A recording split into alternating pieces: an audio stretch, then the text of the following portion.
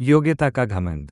आज हम सुनेंगे कहानी एक ऐसे बच्चे की जिसे अपनी काबिलियत पर बहुत घमंड था। शिवम एक होशियार छात्र था, पर उसे अपनी योग्यता पर बहुत घमंड था। वह हर काम को कहता, अरे कल कर लूंगा।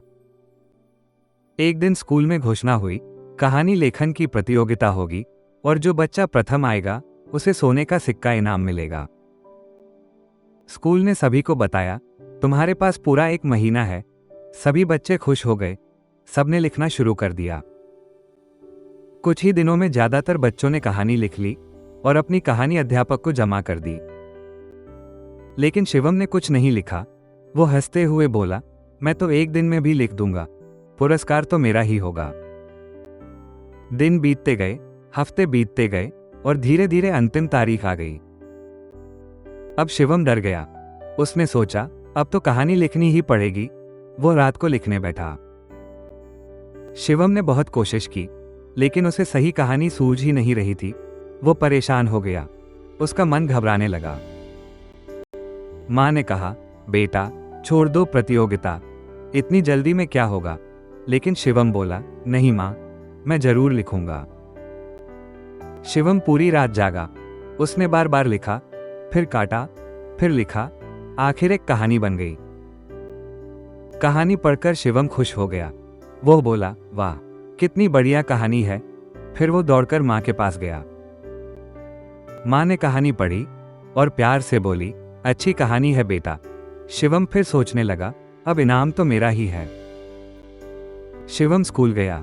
रात भर जागने के कारण उसकी आंखें थकी हुई थी, फिर भी उसने समय पर कहानी जमा कर दी। अब स्कूल में चर्चा होने लगी, शिवम ही जीतेगा, क्योंकि सब जानते थे कि शिवम बहुत होशियार है।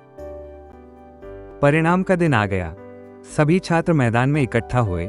शिवम भी बहुत उत्साहित था। प्रधानाचार्य परिणाम बताने आए। शिवम आत्मविश्वास में तुरंत खड़ा हो गया, जैसे पुरस्कार उसी को मिलने वाला हो।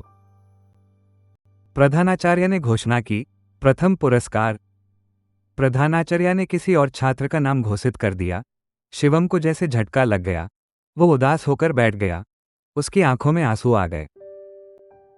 शिवम बोला, ये गलत है, निर्णायक पक्षपात कर रहे हैं।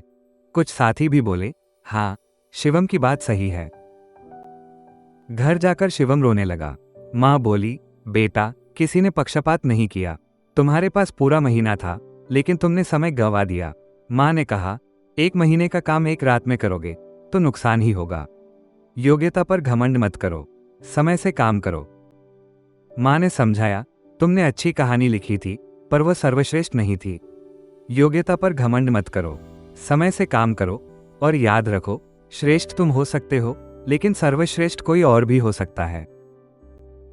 कहानी की सीख।